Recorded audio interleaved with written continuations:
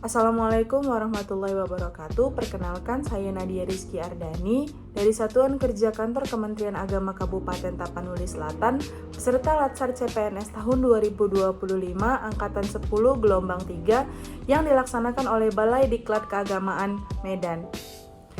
Kali ini saya akan menjelaskan tentang analisis isu manajemen di unit kerja. Sebagai guru bahasa Inggris, saya akan menganalisis isu yang berhubungan dengan pelajaran bahasa Inggris di sekolah. Bahasa Inggris merupakan salah satu mata pelajaran yang memiliki peran strategis dalam dunia pendidikan, terutama di era globalisasi dan digitalisasi saat ini. Bahasa tidak hanya menjadi alat komunikasi internasional, tetapi juga menjadi kunci utama untuk mengakses berbagai sumber informasi global, teknologi, serta peluang pendidikan dan karir. Oleh karena itu, penguasaan bahasa Inggris menjadi kompetensi yang sangat penting untuk dimiliki oleh peserta didik di semua jenjang pendidikan. Di lingkungan sekolah, bahasa Inggris umumnya diajarkan sebagai mata pelajaran wajib. Namun, faktanya banyak siswa yang mengalami kesulitan dalam mengikuti pembelajaran bahasa Inggris. Salah satu masalah utama yang sering ditemui di lapangan adalah kurangnya minat siswa dalam belajar bahasa Inggris. Siswa cenderung pasif di kelas, menunjukkan antusiasme yang rendah, serta menganggap bahasa Inggris sebagai pelajaran yang sulit, membosankan, atau bahkan tidak relevan dengan kehidupan sehari-hari mereka. Setelah melakukan observasi, saya menemukan 5 isu utama dalam pelajaran bahasa Inggris. Yang pertama adalah materi yang disajikan kurang kontekstual dan tidak variatif. Yang kedua, media pembelajaran yang digunakan masih terbatas dan kurang menarik. Yang ketiga, evaluasi penguasaan bahasa Inggris belum dilakukan secara rutin dan komprehensif. Yang keempat, metode pembelajaran cenderung monoton dan kurang melibatkan siswa secara aktif. Yang kelima, lingkungan belajar kurang mendukung motivasi dan konsentrasi siswa dalam belajar. Yang pertama, materi yang disajikan kurang kontekstual dan tidak variatif. Materi pembelajaran yang digunakan dalam proses belajar kurang relevan dengan kehidupan nyata atau situasi yang dihadapi siswa sehari-hari. Selain itu, materi yang disampaikan cenderung bersifat monoton dan tidak bervariasi, sehingga tidak mampu memenuhi kebutuhan dan minat belajar siswa yang beragam. Hal ini dapat menghambat pemahaman konsep dan menurunkan motivasi belajar siswa. Yang kedua adalah media pembelajaran yang digunakan masih terbatas dan kurang menarik. Penggunaan media dalam proses pembelajaran masih sangat terbatas, baik dari segi jenis maupun kreativitas penggunaannya. Media yang digunakan kurang interaktif dan tidak mampu menarik perhatian siswa secara optimal. Kondisi ini menyebabkan pembelajaran terasa kaku, membosankan, dan kurang mampu menstimulus partisipasi aktif siswa. Yang ketiga adalah evaluasi penguasaan pembelajaran bahasa Inggris belum dilakukan secara rutin dan komprehensif. Pengukuran atau penilaian terhadap penguasaan bahasa Inggris oleh siswa belum dilaksanakan secara berkala dan menyeluruh. Evaluasi yang dilakukan cenderung sporadis, tidak terstruktur, dan tidak mencerminkan kemampuan siswa secara akurat. Akibatnya, guru kesulitan untuk memantau perkembangan siswa dan memberikan tindak lanjut yang tepat. Yang keempat adalah metode pembelajaran cenderung monoton dan kurang melibatkan siswa secara aktif. Metode yang digunakan dalam pembelajaran terlalu berpusat pada guru atau teacher-centered dan minim variasi. Keterlibatan siswa dalam proses pembelajaran masih rendah karena metode yang digunakan kurang memberi ruang untuk interaksi, diskusi, eksplorasi, dan kerja kelompok. Hal ini berdampak pada rendahnya antusiasme dan pemahaman siswa terhadap materi yang dipelajari.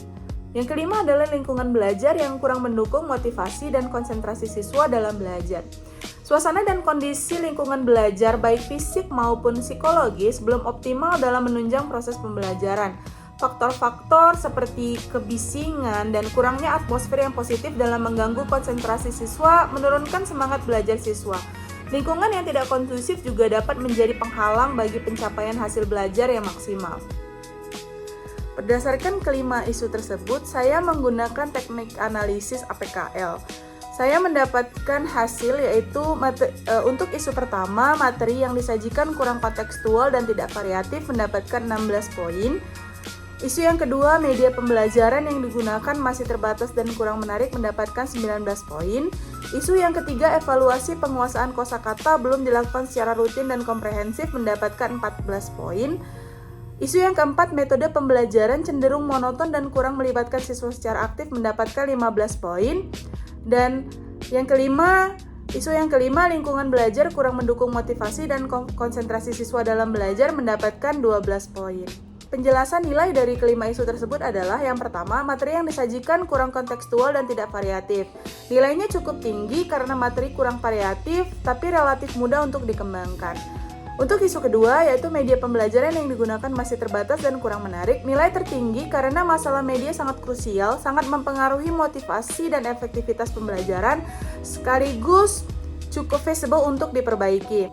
Yang ketiga, yaitu evaluasi penguasaan kosakata belum dilakukan secara rutin dan komprehensif. Nilai lebih rendah karena masalah evaluasi bisa diperbaiki dengan sistem yang ada. Yang keempat, metode pembelajaran cenderung monoton dan kurang melibatkan siswa secara aktif. Nilai cukup tinggi karena metode pembelajaran juga penting tapi tidak seurgen media. Yang terakhir, lingkungan belajar kurang mendukung motivasi dan konsentrasi siswa dalam belajar. Nilai paling rendah karena perbaikan lingkungan lebih kompleks dan butuh waktu.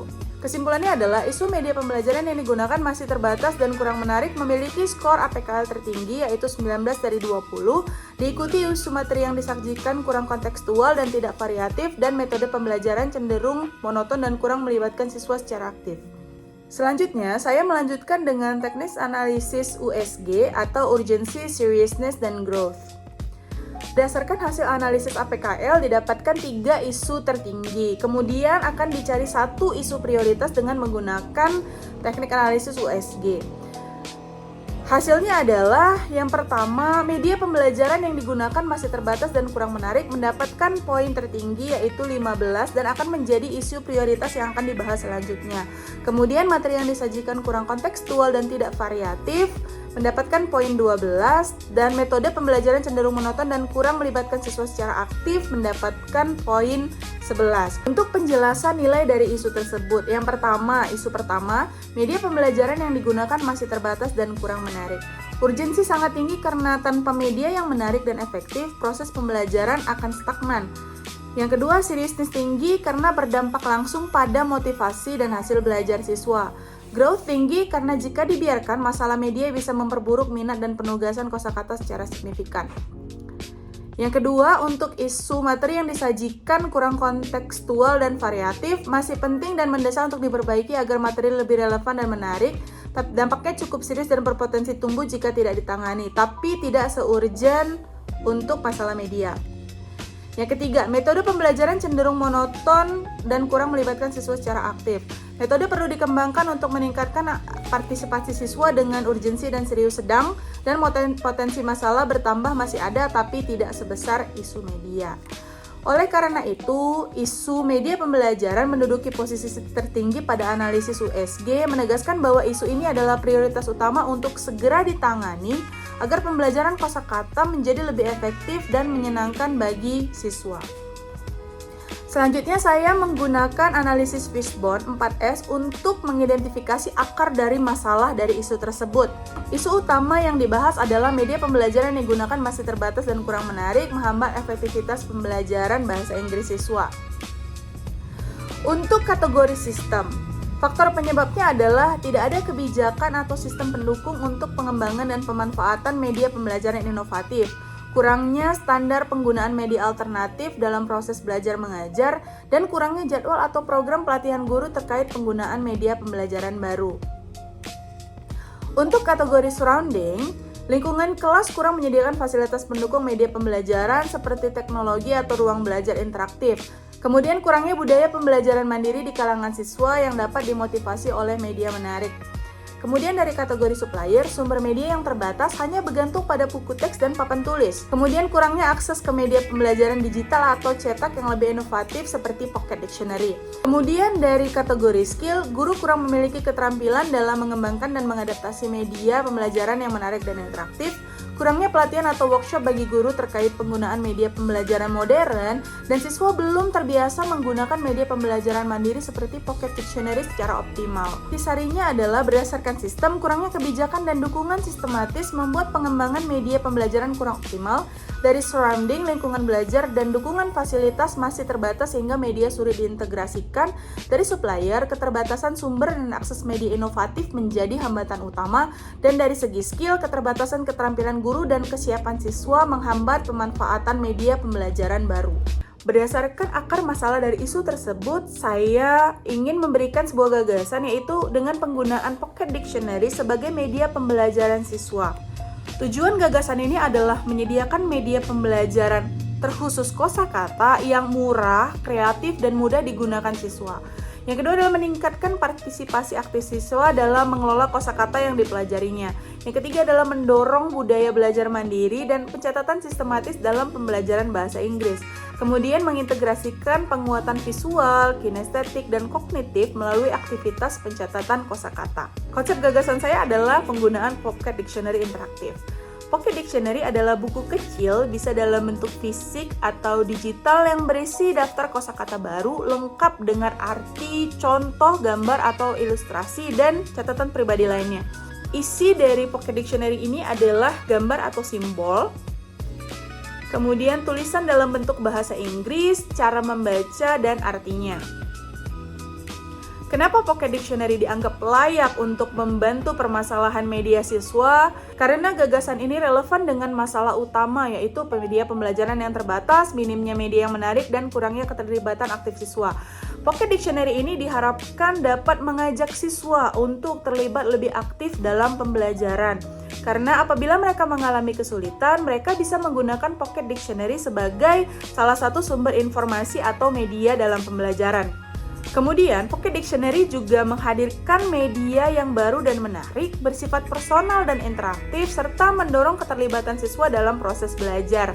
Pocket Dictionary juga tidak membutuhkan alat yang terlalu canggih atau menggunakan biaya yang besar, dan bisa dibawa kemana saja dan kapan saja, atau bisa dikatakan portable. Kemudian dapat digunakan di semua jenjang dan dapat dikembangkan dalam bentuk fisik maupun digital. Kontennya juga bisa disesuaikan dengan tema, pelajaran, dan minat siswa. Gagasan kreatif penggunaan Pocket Dictionary interaktif ini adalah solusi langsung dari hasil analisis Fishbone 4S. Media ini menjawab permasalahan sistemik di lingkungan belajar, menyediakan sarana pembelajaran alternatif yang dapat dibuat oleh siapa saja, serta menumbuhkan kemandirian belajar siswa. Media ini juga berpotensi besar meningkatkan keterampilan kosakata dalam pembelajaran bahasa Inggris secara menyenangkan dan bermakna. Siswa bisa memiliki kamus pribadi sebagai catatan belajar, kosakata siswa bisa meningkat secara bertahap dan konsisten, kemudian siswa bisa lebih percaya diri menggunakan kosakata dalam kalimat dan terbentuk budaya belajar aktif, kreatif, dan mandiri di kelas. Demikian hasil analisis isu manajemen di unit kerja, yaitu di lingkungan sekolah. Berikut dengan gagasan solusi yang saya bisa berikan.